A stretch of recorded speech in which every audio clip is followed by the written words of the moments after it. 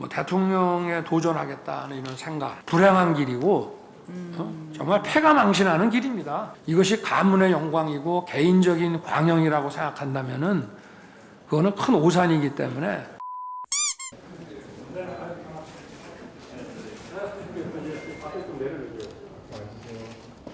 저희 명불허전 이제 입당을 했으니 우리 의원님들께 좀 신고를 드려야 되겠다.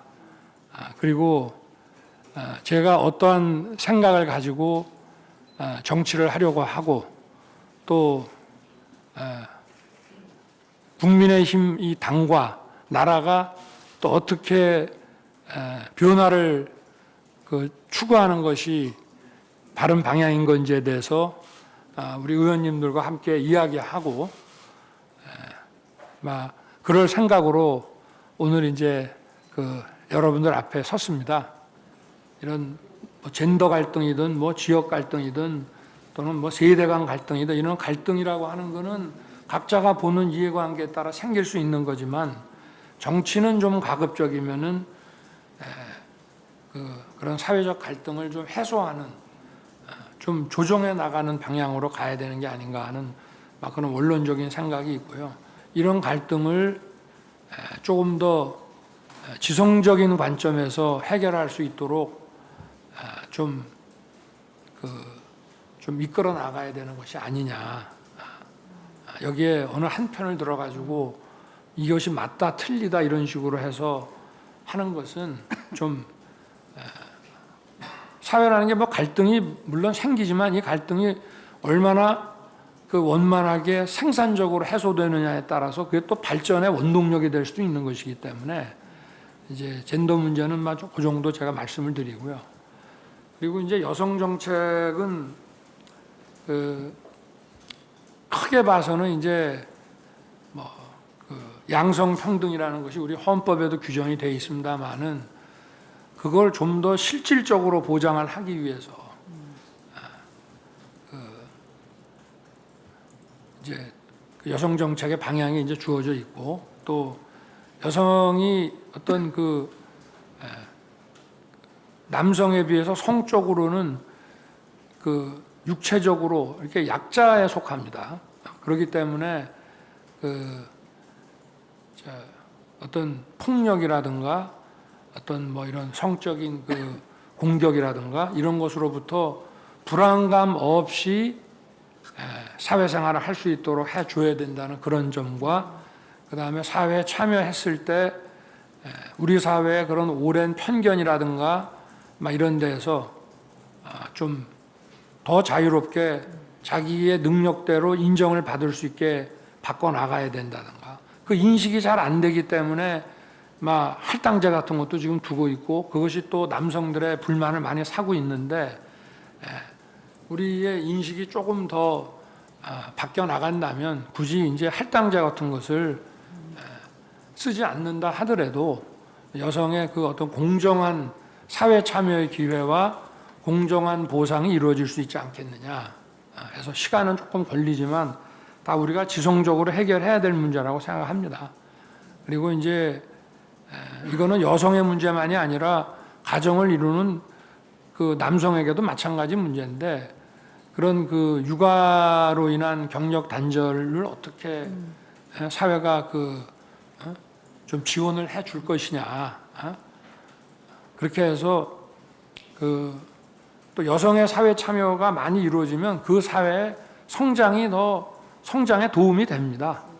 더 많은 생산성이 높아지는 것이고 그렇기 때문에 그게 뭐 여성만의 문제가 아니고 저는 이게 뭐 남성, 여성을 다 합쳐서 국가 전체, 국민 전체에게 도움이 되는 그런 방향이기 때문에 이런 제도들이 만들어서 시행이 되는데 이것 또한 국가와 국민을 위해서 공정한 방향으로 나가야지 이것이 이 페미니즘이라는 것도 건강한 페미니즘이어야지 이것이 어떤 선거에 유리하고 집권을 연장하는데 악용이 되고 이렇게 돼서는 안 된다고 생각합니다. 이 부동산 문제는 흔히들 이렇게 얘기하죠. 주택 공급 문제와 그리고 이제 세제, 공급에는 세제도 들어가 있지만, 그러니까 그 주택 건설 문제, 세제, 그 다음에 이 대출, 금융 지원 문제에서 뭐 삼위일체로 이제 해결을 해야 된다라고 이제 다들 얘기를 하는데, 결국은 이 시장의 수요 공급이라는 이 법칙을 벗어나서는 정부 정책에 성공할 수가 없습니다. 그래서 가격이 오르고 거래량이 준다 이러면은 거래량을 좀 늘리고 새로운 주택을 재건축이든 뭐 신규 그 건축이든 해서 시장에 새 물건을 공급하고 그리고 기존에 있는 그 주택 중에 자산 재조정으로 이걸 팔고 다른 지역으로 이사를 가겠다고 하는 사람들이 쉽게 물건을 내놓을 수 있게끔 이런 세제가 그 바탕이 돼야 하고, 그리고 다주택자에 대해서 과도한 그 어떤 그 대출이라든가 세제에서 특혜가 있다고 그러면 그 특혜는 좀 공평하게 그 1주택자나 2주택자와 동일하게 특혜는 좀 폐지를 해가지고 그 다량 보유하고 있는, 제가 이 말했다가 며칠 전에 휴대폰이 공개돼가지고 임대 사업 하시는 분들한테 사실 뭐 거의 문자 폭탄 비슷하게 지금 받고 있는데요. 제가 그분들의 그 사업을 회방 놓고 뭐라 그럴까, 그 탄압하자는 것이 아니고 그분들이 1주택이나 2주택자보다 3주택 이상 지금 그 임대사업자들이 보유하고 있는 주택이 한 90만 채 된다고 제가 들었는데요. 아마 그건 맞을 겁니다. 전문가한테 들은 얘기니까. 그러면 그런 물량들이 시장에 좀 나와야 되는데, 예를 들어서 새로 주택을 공급하고 뭐 해도 임대사업자한테 과도한 특혜가 주어져 가지고 그게 물량이 그렇게 흡수가 되면 매매 거래량이 확 떨어져 버리기 때문에 그거는 공평하게 해줘야 된다 하는 이제 그런 차원의 얘기인데, 그렇게 해서 시중에 물량이 많이 나오게 되면 자연적으로 가격이 떨어지게 되고, 또 청년 세대를 위한 주택 공급은 그건 정부가 좀 직접 나서 가지고 그 어떤 대출 한도 늘려줘도 젊은 사람들은 자녀 그 여명이 수명이 길기 때문에 그 더구나 또 이게 담보부다 보니까 회수가 가능하거든요. 그리고 그 정도의 리스크는 우리 사회가 질만합니다. 그래서 그렇게 해서 좀 저가의 그 소형 주택들을 좀 공급할 수 있게 그 방법이 다 있거든요. 그래서 그런 방식으로 해서 이 부동산 문제는 좀 해결을 봐야 되고, 중요한 거는 대도시입니다.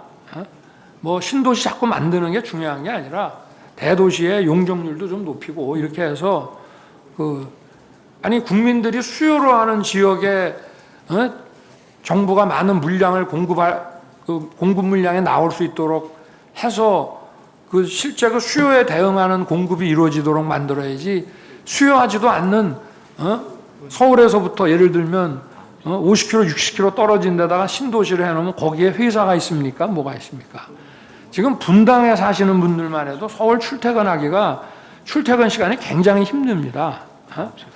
근데 멀리 떨어진 곳에 신도시를 해서 거기 다시, 그럼 여기 그 지역에 다시 자리 잡는데 또 한 10년 걸리고 하는데, 그런 방식으로 가서는 안 되는 것이고, 그래서 저는 이 정부가 그런 얘기를 어떤 교수들이 하더라고요. 그 경제학 교수한테 이제 얘기를 들었는데, 이제 어디 외국에서 공부를 마치고 이제 교수가 돼서 왔는데, 같은 교수 사회에서도 처음에 와서 전세로 살 때는 좀 진보지향적이 된대요. 그러다가 조그만 아파트라도 자기가 소유자가 딱 되고 나면 좀 보수 진영을 좀 지지하게 된다는 거예요. 아니, 그렇게 얘기를 하시더라고요. 맞아요. 그리고 또 월급쟁이 할 때는 좀 진보지향적이다가 자기가 조그마한 사업이라도 하나 직원들 몇 명 두고 하게 되면 이제 그런 얘기들을 우스갯얘기로 하는데, 정말 이 우리나라 지금 박원순 시장 10년 하시는 동안에 새로운 물량 공급을 거의 안 했습니다. 뭐 그 전 정부 때 그 전 시장 때 얼마나 잘했는가 하는 문제는 변론으로 하고 아니 10년 동안 이 우리나라 GDP가 얼마나 늘었고 또 서울이라는 이 지역의 그 경제 발전이 얼마나 됐는데 여기에 새로운 물량이 안 들어온다 그러면 뭐 집값 올라가는 건 뭐 당연한 거 아니겠습니까? 거기다가 양도소득세를 또 저렇게 중과를 해놓으니까 리타이어한 사람들이 아파트 팔고 어디 뭐 저 동탄이나 뭐 이런 데 좀 내려가고 거기서 남은 돈으로 또 자녀들 좀 어디 전세라도 좀 마련해 줄 수 있는 그런 게 전혀 안 되고 이러지도 저러지도 못하게 지금 만들어 놔가지고 그리고 이게 지금 또 하나의 문제가 집값도 집값이지만 이 보유세입니다. 보유세. 이 보유세라는 거는 이게 외국에서는 우리 아파트 관리비 비슷하게 가장 기초적인 그 지방자치단체가 그 주택과 그 주변 환경을 위해서 얼마나 행정 서비스를 제공하느냐에 대한 그 비용으로서 받아가는 것이지 집이라는 것은 생필품입니다. 아주 고가의 무슨 이런 집들이라면 모르지만 다 웬만한 거는 이게 생필품인데 생필품 가지고 있다고 그래서 세금을 이렇게 과세를 한다 그러면 이게 정상은 아니죠. 뭐 자동차도 예를 들어서 뭐 벤츠 600을 갖고 있는 사람한테 세금을 많이 하면 모르겠는데 그게 어느 정도 그 웬만큼 열심히 노력해 갖고 소득세도 많이 내고 또 뭐 각종 간접세도 많이 내고 이렇게 하는데 이 생필품을 갖고 있다고 해서 세금을 때린다 그러면 그게 국민들이 이 조세가 정의에 부합하고 공정하다고 생각을 하겠습니까? 그래서 이런 부분들도 그냥 국민들이 그냥 사는 게 그냥 힘든 겁니다. 그러니까 돈이 조금 있어도 언제 내가 이거 털릴지 모른다. 이 정부가 이런 식으로 세금을 뜯어가서는 내가 과연 여명도 많이 남아 있는데 이제 100세까지 사는 거 아닙니까? 근데 퇴직하고 나가지고 정말 그 전까지 조금 벌어놓고 저축한 걸 갖고 살아야 되는데 그러니까 이런 식으로 다 불안해하는 거예요. 이런 불안감을 좀 없애기 위해서 좀 상식이라는 게 뭐 있겠습니까? 그동안 우리가 살아오면서 그것이 막 올바르다 또 윤리적이다 해서 모든 사람들이 공감하는 것. 저는 정의라고 하는 것이 꼭 규범의 그런 규범적인 문제만이 아니라 어떤 그 사람들이 실제로 느끼는 이 센티멘트를 공유하고 있는 것이 저는 정의라고 생각을 하고 그걸 이제 상식이라고 보고 있는데 이런 부분들은 바뀌어야죠. 이게 어떻게 국가 정책이 될 수 있겠습니까? 아까 제가 정치 대통령에 도전하겠다는 이런 생각, 그거는 뭐 사실은 총장 퇴임할 때까지만 해도 이런 생각을 갖지 못했습니다. 이게 보통 일이 아니고 제가 뭐 어느 언론하고 인터뷰를 하면서 이런 얘기를 했더니 쓰지는 않았더라고요. 말이 너무 세다고. 근데 정말 그 개인적으로 보면은 불행한 길이고 정말 패가 망신하는 길입니다.